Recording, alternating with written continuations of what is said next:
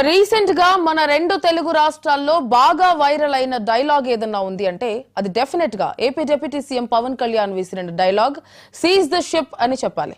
పవన్ సినిమాల్లో కంటే రాజకీయాల్లోనే ఫుల్ బిజీగా ఉన్నారు. అయినప్పటికీ తన నోటి వెంట వచ్చిన ఈ మాట మాత్రం తమకి 100 కేజీఎఫ్లు ఎన్నో ఓజీలు వచ్చినా ఈ రేంజ్ కిక్ ఇవ్వవు అంటూ పవన్ ఫ్యాన్స్ సోషల్ మీడియాలో ఓ రేంజ్ లో డిస్కషన్ చేసుకుంటున్నారు.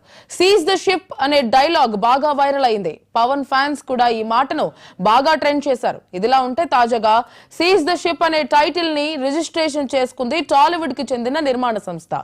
తెలుగు ఇండస్ట్రీకి చెందిన R film factory seize the ship అనే టైటిల్ ను 1100 రూపాయలకు నమోదు చేసుకుంది. ఏడాది పాటు టైటిల్ హక్కులు వర్తించనున్నాయి.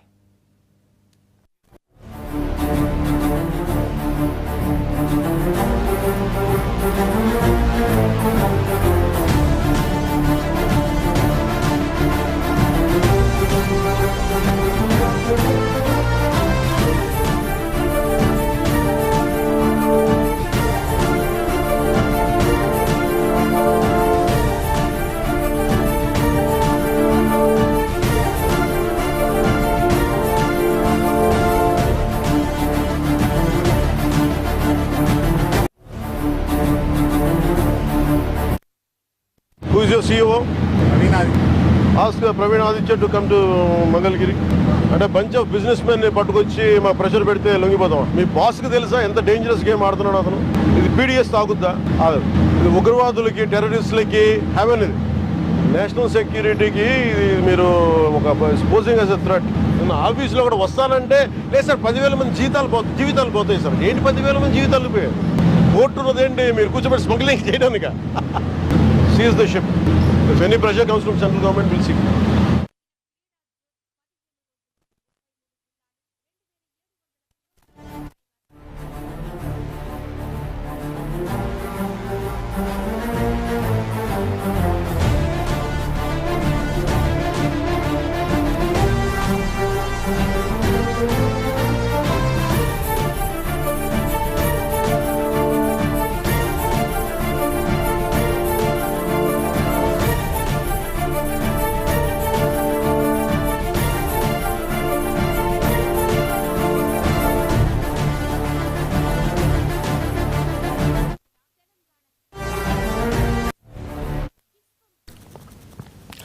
రీసెంట్ గా మన తెలుగు రాష్ట్రాల్లో బాగా వైరల్ అయిన డైలాగ్ ఏదైనా ఉంది అంటే అది డెఫినెట్ గా AP deputy CM Pawan Kalyan విసిరిన డైలాగ్ సీజ్ ద షిప్ అని చెప్పాలి. అయితే పవన్ సినిమాల్లో కంటే రాజకీయాల్లోనే ఫుల్ బిజీగా ఉన్నారన్న విషయం మనందరికీ తెలిసిందే. అయితే రీసెంట్ గా కాకినాడ పోర్ట్ లో పవన్ కళ్యాణ్ చేసినటువంటి డైలాగ్ సీజ్ ద షిప్ అనేది బాగా ఫేమస్ అయింది. దీనికి సంబంధించి టైటిల్ రిజిస్ట్రేషన్ జరిగింది తెలుగు ఫిల్మ్ ఛాంబర్ లో. ఇదే అంశానికి సంబంధించి పూర్తి details Mahaa Max executive editor Om Prakash గారు లైవ్ లో అందిస్తారు. ఓం ప్రకాష్ గారు చెప్పండి, మొత్తానికి సీజ్ ద షిప్ అనేది ఎంత ఫేమస్ అవుతుందంటే డైలాగ్ కూడా రిజిస్ట్రేషన్ చేసుకునే రేంజ్ కి వెళ్ళిపోయింది. పూర్తి డీటెయిల్స్ ఏంటి? త్రిపుర, మనం చూస్తున్న సినిమా వాళ్ళు అసలు సమాజంలో ఏమి జరుగుతోంది అంటే ఎక్కువ సర్క్యులేషన్లో ఉన్నవి ఏమిటి అన్నది, అంటే సన్నివేశాలు కావచ్చు, లేకపోతే కొన్ని సందర్భాల్లో జరిగే ఇన్సిడెంట్స్ కావచ్చు, లేకపోతే కొన్ని పేర్లు కావచ్చు, వాటి మీద ఎక్కువ ఫోకస్ చేస్తుంటారు. ఈ విషయంలో మనం గమనిస్తే కనుక గతంలో దాసరి నారాయణరావు గారు ఇలా ఏదైనా ఒక సంఘటన జరగగానే సమాజంలో ఆ సంఘటనను బేస్ చేసుకుని సినిమా తీయొచ్చా అని చెప్పేసి ఒక ఆలోచన చేస్తుండేవాళ్ళు ఆయన. అలాగే అట్ ది సేమ్ టైం ఈ మధ్య కాలంలో ఏమైపోయిందంటే ఒక పాపులర్ డైలాగ్స్ని తీసుకుని ఆ పేరుతో సినిమా తీయడం అన్నది కొంతకాలంగా జరుగుతూ ఉంది. ఎందుకు అంటే నిజానికి ఆ సంఘటనకి ఆ డైలాగ్ ఆ సందర్భంలో ఉపయోగించుండొచ్చు, కానీ సినిమా విషయం దగ్గరికి వచ్చేసరికి సినిమాలో కేవలం ఒక డైలాగ్ను పెట్టుకుని సినిమా తీయటం అన్నది అంత సులువైన విషయం కాదు.